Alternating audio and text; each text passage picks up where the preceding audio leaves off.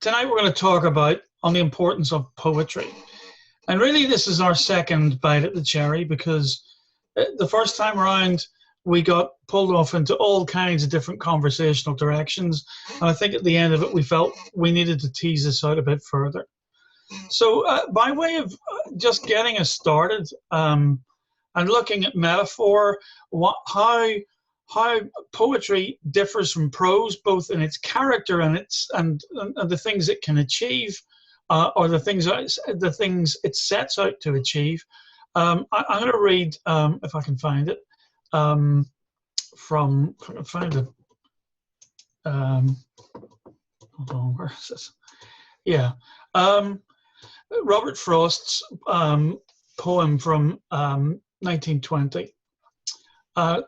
The Road Not Taken.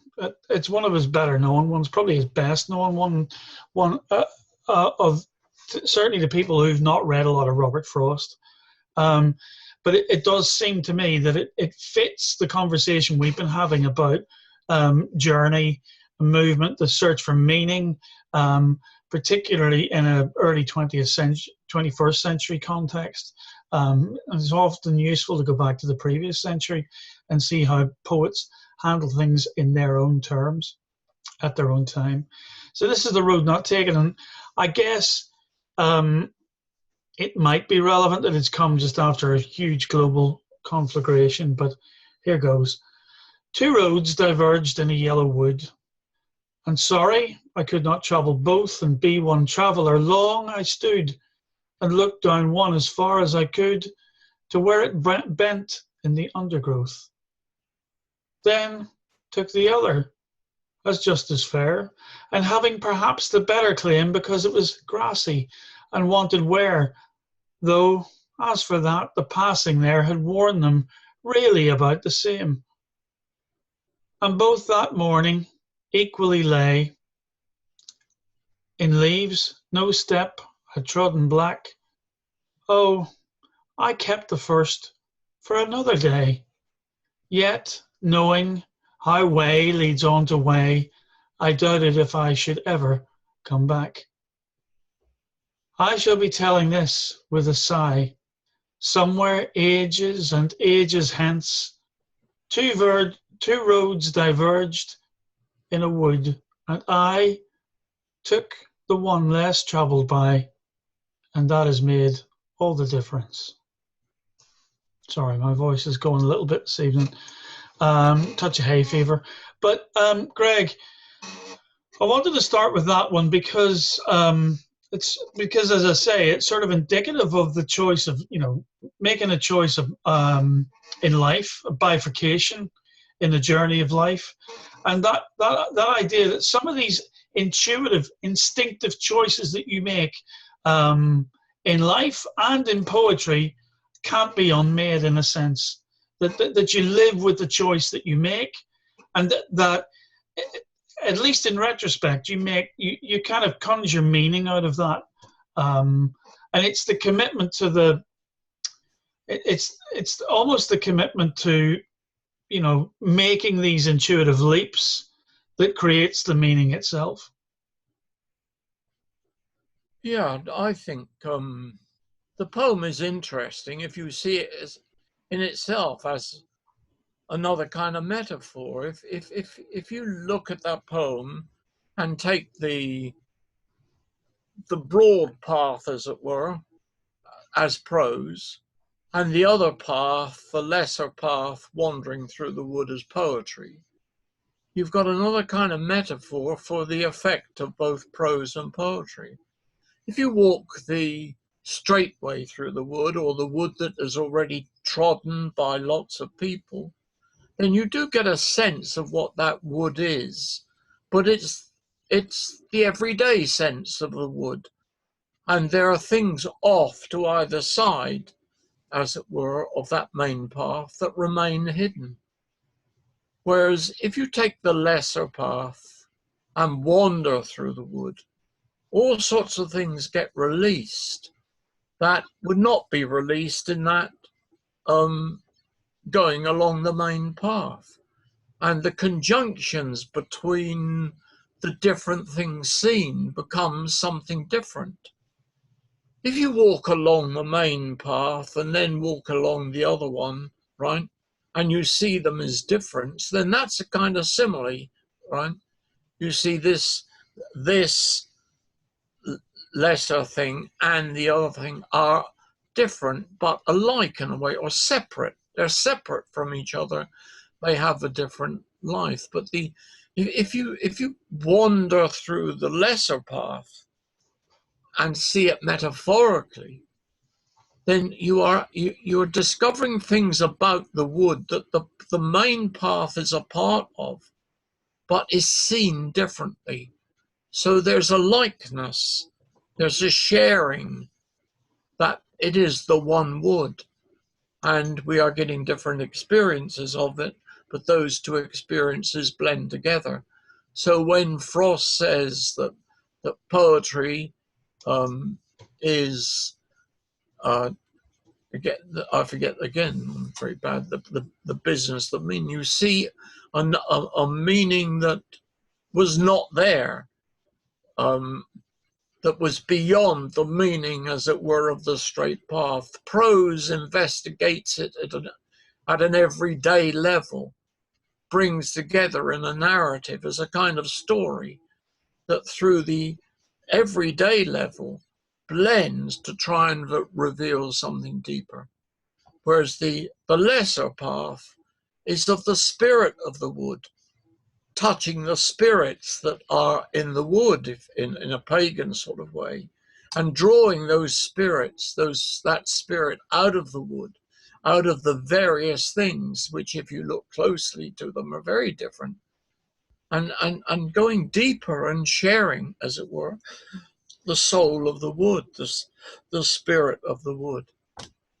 And I think that poem therefore works not simply on a path through life. If you accidentally take the lesser path for whatever reason, and you wander through that path and you do not return to the main path, then that makes all the difference. Well, what we're discussing here, I think, is the difference between the difference, between the poem and the prose statement. Yeah. And understanding that they are different. They in a way, they're not part of. They are part of, but they're not part of the same world. Well, here's another quote from even further back, 100 years previous to Frost, from Wordsworth. And he said, poetry is the spontaneous overflow of powerful feelings. It takes its origins from emotion recollected in tranquility. And that suggests, in a sense, that elevating this form of writing to art form, albeit that today poetry is more of a participatory art than it is an art of exposition of spirit or political nous or wherewithal. There's no Lord Byron today writing an epic piece like the Age of Bronze, which is effectively a kind of a grand rhetorical critique of politics in his time. Again, roughly about the same time as Wordsworth, but he does conjure with emotion very powerfully in that poem, and there's something almost about the rise of poetry as participation, and its fall as a kind of something that many people pay much attention to, and I wonder in that whether we're kind of getting lost in self-expression within poetry, and kind of losing the capacity to use it really to understand as a kind of a way of building a map for moving forward, to engage with the inner emotional life, if you like, of human beings in plural. Yes, I mean, it's a heavy subject in a way, but this, I mean, since the Renaissance, or since the Age of Reason, then we have become much more, in a way, we've moved into a much more intellectual statement of what language is. And it kind of has to fit to an intellectual view of what the world is. But within the Romantics, which in a way was a kind of a follow-on from, but a reaction against classicism, for example, and against reason in a way, that while the age of reason was working itself out at one level, Romanticism was actually taking that other walk through the woods and seeing statements, seeing views of what is actually going on in that wood that we're not seeing if we just go along the straight path. I mean, quite a lot of poetry today is about people viewing nature, but in a kind, I'm here in this wood, this is what this wood is doing to me at this moment. But it's, for me, it doesn't go into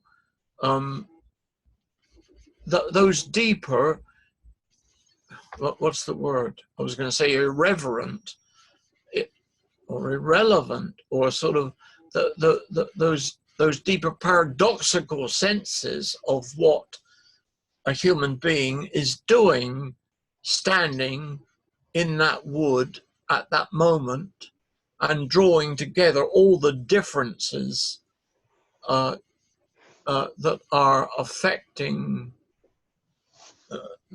the poet at that particular time, and trying to make sense of it in a way that is not intellectual, that is not logical, but is actually working through the language itself, as though language is a part of the nature of this, is a part of nature, rather than an invented form through which human beings express themselves or explain themselves. Well, I've done lots of quotes tonight, Greg, but I picked this up earlier, and it's a quote from Martin Luther King from a sermon that he gave in the National Cathedral in Washington, just 2 weeks before he died, and it's fascinating. The theme of this particular sermon was Rip Van Winkle, and he said, and I can't remember the context for the original story, but that Rip Van Winkle passed a tavern with the name of King George III on it, and then went up a hill and fell asleep for 20 years. And when he came down, George Washington's picture was outside the tavern. And then he went on to say this, that too many people find themselves living amid a great period of social change, and yet they fail to develop the new attitudes that the new situation demands. In other words, they end up sleeping through a revolution. And I kind of wonder whether the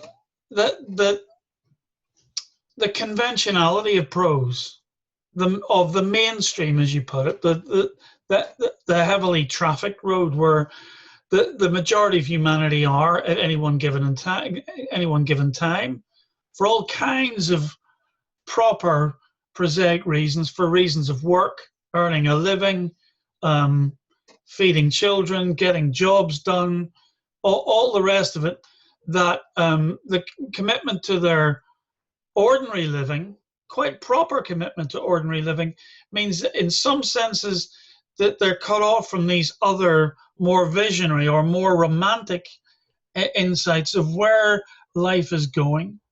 There's something in this. There's something in this road less traveled that is being less traveled now than it was even at the time when Frost wrote that poem in 1920. Yes, I mean, I'm not sure about the image of sleeping, because in a way, in sleep is where quite a lot of our decisions, deeper decisions, get made, get aired.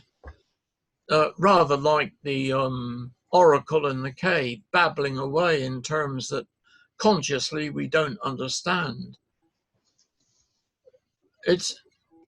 And when we wake from that sleep, yes, we've kind of been maybe left behind, but maybe we've been presented with the tools in that sleep with actually going beyond it. It's that we don't believe that.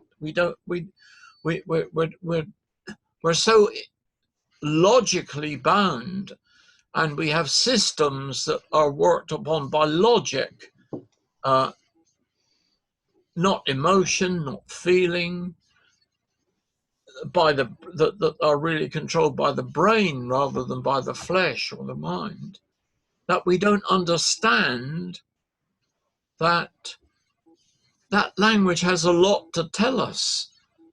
And the fact is that however much we, as it were, live on a so-called shallow level, we actually all die. And everybody in their shallow moments of living nevertheless get perturbed by the images of death that from birth we carry around with us. And so it's there. Death is the acceptance of death is the means by which we can actually probe the value of life. And that's where the poetry is. It's not in the technical business of the work we have to do in order to survive because we need the money or whatever. It's not that. It's that whatever situation we find ourselves in, beyond it all, we're all struggling to understand the significance of the dying of us. And of course, as you get older, that becomes, you begin to move through the phase of acceptance. Yes, that's getting ever closer. And I mean, I'm 87. I'm lucky I've lived much longer than most people live. But that sort of acceptance of death is actually locked up in much of the poetry that I write, and gives the attitude towards whatever it is I'm trying to say in the poems that I write. And I think that's that lesser path, because there's all these, and we call it the lesser path, but it isn't. It's the less traveled path, we think. Although even when we walk along the broad path, we're actually taking that less traveled path along with us, right in the depth of ourselves, and finding the language that fits that lesser within the broader, which is not the lesser at all, of course. Finding that language is where poetry is doing its job, and opening out concepts within ourselves that we don't necessarily have to have, but if we're alive, then we do at some stage, whether we want to or not. Touch. Just unpack that for a minute for me, Greg. Why is that so important? I mean, this idea that the probing of death, or the acceptance of death, is so critical. I mean, okay, you're not, I mean, in some respects you're talking as an 87-year-old here, but actually this has always been the case for you for almost as long as I've known you, and I've known you for 30 years. So let's just say you were a relatively young man back then. and it wouldn't have been so, the whole death thing wouldn't have been so present as it obviously must feel now. But what's this interplay between life and death, and why is that important to the art of poetry? Well, it's the deepest we can go into the motives, into the patterns of life that we live. And these are the patterns that we pass on to our children, or have had passed on to us by our parents. And understanding those patterns, understanding the role of my parents in me, and looking at and worrying about or celebrating those patterns being passed on to my children, or being passed on to the people that I've worked with, or the opening out of that shell, as it were. I mean, it tells you at the same time that you're not going to be there for very long to do that anyway. That's a very, very brief. Well, it's a feather in the wind, isn't it? And that feather in the wind contains all that we are. And actually understanding that means that we try and get the depth of who we are into that feather in the wind. And as the feather goes through the wind and disappears, it takes with it statements about ourselves that are our contribution to what the world is, our contribution to what it is to have been part of the human race, our contribution to have been part of this planet, our contribution to what it is to be an animal, or to be a flower, or to be a star. All those things are locked up. And it's the poetic world that I think reveals it, not by compulsion or power, but reveals it because it is the thing that touches us most deeply in the expression of our uniqueness, but also our shared communality with the rest of the world. I like that moment when you said it's about opening out the shell of who we are as individuals, in a place where we are, with the particular obsessions that we have that are idiosyncratic, placed in time and place, and trying to reach out to something much broader. In previous talks that we've had, Greg, you've talked about the importance of long-term, the long-term development of the human race in some respects. That in a way, the thing that most influences us right now culturally is the Renaissance, and it took place 400 years ago. That gave rise to, well, almost simultaneously, to the Reformation, which transformed religious belief in the West, not so much elsewhere, and then breaking out of that then into the Enlightenment. But that the cultural moment that we're living in at the moment is at least 400 years old, and that itself is only Tuesday week ago in terms of the much longer term shell in which we're kind of living in. So from what you're saying, that poetry in a sense is an attempt to try and break out and see in the immediacy of lived experience that that beyond the shell are these larger rhythms that don't relate to capital, they don't relate to politics, they don't relate to they relate to all of these things and none of these things, because they are the sort of the eternal now, so to speak. Yes, they are reflections of the eternal mind. I mean, not the Renaissance. The Renaissance is simply a part of a journey that probably began to express itself, as I've said before, you know, in the age when in pagan mythology, the god took over from the goddess, that is, from the masculine.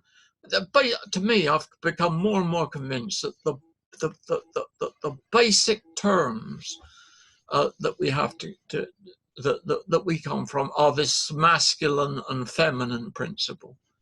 We've come out of a join of the masculine and the feminine, but not out of the male and the female. We've picked up the genes of both our mother and our father. And that is where the real change begins. Before that, there was a goddess. The circle was important. Ritual is important. We changed the ritual. And so we've come up through a situation where the masculine is now, has been, what, 3, 4, 5, 6,000 years stronger than feminine. And what's important about now is that is being challenged more deeply than ever before, even to the point of breaking down. And the consequence of that, to me, gets summed up in this idea of the frail bridge. How we move out of the abyss we're creating for ourselves. That's the death, the wearing out the masculine principle. Out of that abyss, getting across that abyss by building a bridge made of the frailest materials over some kind of river. And even when we get to the other side, we may discover it's the wrong river. We don't know. That's the risk, I think, we're now taking. And that's a poetic view of what life is. I think that's a great place to end it, Craig, and it's almost on time as well. Thoughts that were coming up, words that we were using before we broadcast this. Autopoiesis, which is a word I'd never heard of until quite recently, but it's very much the capacity of life or life systems to find its own way of generating further life, and in that is the sense that we as human beings contain within us, perhaps during those sleep periods where we appear to be asleep, the genus of the materials for that bridge. And perhaps it isn't just one bridge, but many bridges and many rivers, many wrong destinations along the way.